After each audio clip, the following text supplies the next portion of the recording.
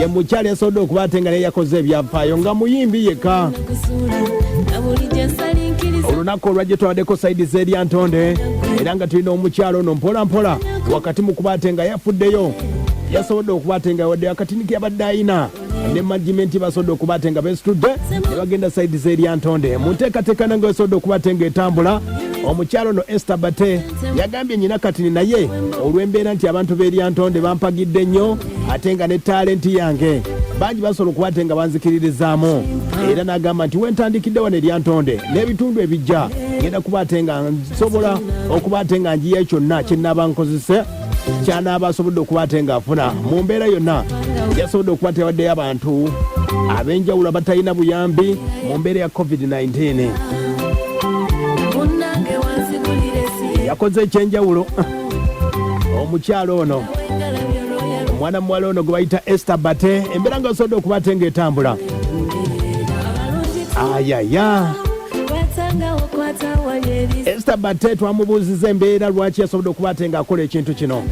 olw'abawagizi be. Sooka owulire omukyalo ono gwe bayita Esther Batte yasobodde okuba ate nga awaayo ku buyambi sayidi z'Eryantonde olunaku olwajjo gye twabadde nga atuwa ensonga zonna. Amanya gange nze Esther Batte baliza wendi muyimbi mupya mu industry eno sinaba kugenda nnyo wala naye olw'okunyigirizibwa kw'eggwanga we kulimu njagadde nange nkwate ku ekyo ekitono kye tulina wamu ne manager wange tuddizeeko eri abantu abo abatalina mwasirizi olw'okuba embeera eriwo tugiraba amabaala baagaggala naffe tetukyakola kuba twali tuyimbira mu mabaala tukola ebivulu naye tetukyayina we tugenda naye osobola okunyigiriza kubanga fani wava yonna gy'avudde n'aleeta omutwalo ayingira alabe ekivulu ky'okoze kitegeeza kyekino ekiseera naawe eky'okumusiima bambi tubeegayira mwenna abayimbi abali eyo bayimbi bannange ng'okimanyi oyinawo tewali ayina naye atiriisa era okimanyi oyinawo okusinga ku bantu bennyini bafanizi bo b'oyimbira tukusaba n'obuwombeefu obw'ekitalo okwate ako k'oyina akatono ne weebakiremu kuba kati nze naguze kilo 2 buli kilo ya 12,200 naye nasobodde okufuna ekyo ne ngamba kangule nziriza abantu ate nga kyolina okumanya wali abayimbi abanene abansinga kati gwe mulanga gwenkuba eri abayimbi bonna bambi muveeyo mudduukirire bafanizi bammwe kuba nabo bootegeka ekivulu babeerawo ku lulwo n'aleeta omutwalo n'ayingira asobole okuwagira naawe muwagire kati kekana akaseera woolina omuwagirira. Ndowooza nga bw'obagambyeko banaasobola naye ffe twabagamba baagaana. Esther Batte abategeezezza abayimbi bannaabwe basobole okuba ate nga beekolamu omulimu bayambe ku bawagizi baabwe mu mpola mpola. Twayogeddeko ne maneja w'omuyimbi ono gwe bayita Chris Lukwago n'agamba ensonga zonna nga we zaatambudde bulungi nnyo era ne yeebaza bonna abawagidde mwana muwala ono gwe bayita Esther Batte. Ensonga ze yagambye bw'ati. Nze Chris Lukwago kuba management ya Esther Batte tukoze ensonga eno tuleese ebirabo bino eri abantu abali obubi naffe tuli bubi naye ate tetuli bubi nnyo tulabe nga waliwo abatusingako okubeera obubi ne tukwasaganya ne management okusobola okutuusaako kwabo abantu abali obubi ne tuleeta ebirabo bino ne tuwaayo ekitono kye tulina okuva mu nsawo zaffe tusobole okuyamba kwabo abali obubi abayisiddwa obubi mu kino ekiseera ekizibu nga basibye emirimu abantu tebakyakola emirimu gyaggalwa gyonna naffe tetukyakola akasente akatono ke twali tujja mu buyimbi tetukyasobola kafuna ensonga lwaki twekutte ne tuvaayo tusobole okuyamba abantu baffe abali obubi mu Lyantonde n'okutwaliza ewamu ewalala wonna abanaasobola okufuna ku buyambi bonna akatono abatuwagidde okumala ebbanga lyonna lye tutandikiddemu okubeera mu industry music. Ye manager oyo mulungi okoze kyanjawulo nnyo gw'osookedde eddala ndowooza nno gweta Masaka yonna gwe manager asookedde eddala okuba ate ng'okikoze bangi nnyo mwebali bagamba abawagizi baabwe bali awo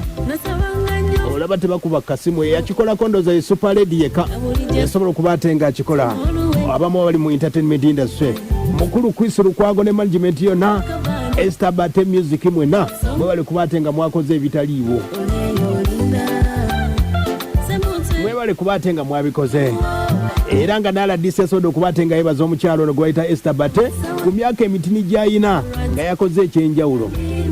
Aya basi RDC yagambye ati we Lyantonde sima omukyala Esther Batte akyali mwana muto muzaala n'omuzaala naye omutima omwagazi omutima gw'okugamba nti nange akatono ke nina kanziruukire banange abali obubi kyandibadde kituyigiriza nti okubeera omuvubuka tekitegeeza nti talina nyingiza gy'alina ate okubeera nayo n'okugaba byanjawulo kubanga bangi bagagga naye tebasobodde kugaba nolwekyo omusiima olw'okuba n'omutima omugabi mukama bw'abaawo ebirabo asaana ekirabo kubanga kyakoze kinene ye ng'omuntu ku myaka gye mu busobozi bwe yavuddeyo n'atuwa kiro 2 tuziwe abantu abali obubi era n'alaga n'akabonero k'omugaati nti omugaati guno aguwadde pulezidenti ng'akalabo ak'okusiima nti baleme okuga nti basiima agenze ye yatuteereddewo ekirabo ekigamba nti asiimye kati nga pulezidenti akyaliwo ng'alaba bannayuganda bakyali bulungi yadde twafunamu abalwadde naye tewali naafudde amawanga amalala gatuliraanye n'amalala getuyita gakirimaanyi abantu bafa baggwawo olw'okuba tebaateekawo nkola nga pulezidenti Museveni gy'asobodde okukola ki okusaawo n'olwekyo tumusiima mukyala Batte tukusabira obeere n'omutima omulungi era mukama akwongere ku ebyo by'oggyeewo okugaba ndowooza omuwulidde RDC nga avuna kiro 2 mwana muwala mwana munnamasaka yasobodde okuba ate nga yeekubyekubye ne management we abamu ku bayimbi abakoze ekitini webale nnyo webali eddala mu mbeera eyo